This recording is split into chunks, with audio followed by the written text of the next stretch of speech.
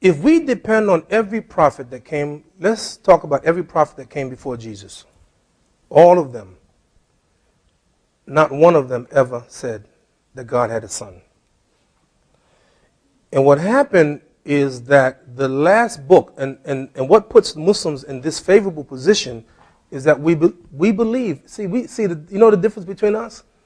We believe in the gospel in its original form. And we believe in the Torah. So we believe that the Quran now has to make sure it has to clarify any mistakes. Let me show you what I mean. Brothers and sisters, Prophet Muhammad, peace and blessing be upon him, had a big job. And one of his jobs is that people are going to follow him and follow his sunnah very closely, follow his practices very closely. Therefore, how do Muslims describe the sunnah of the Prophet? 3 ways. Number 1, what he said. Whatever the Prophet said, this is a sunnah. The Prophet said it. Or number 2, what he did. And the third one is very interesting. What was done in his presence, and he didn't disapprove of it. It's part of his sunnah.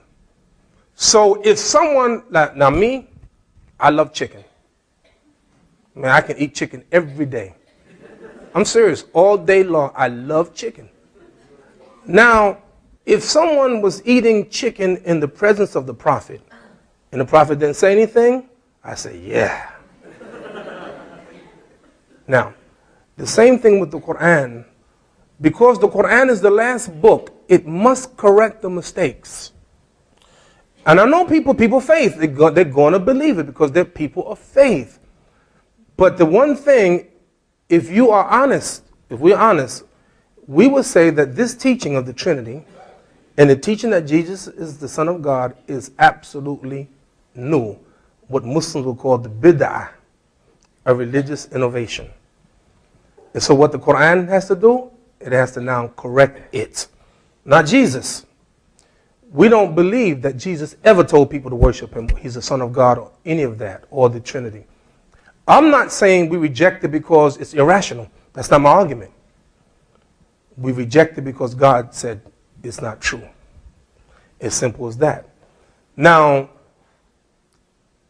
one of the things that will happen in the last day, we believe that everybody's going to believe in Jesus.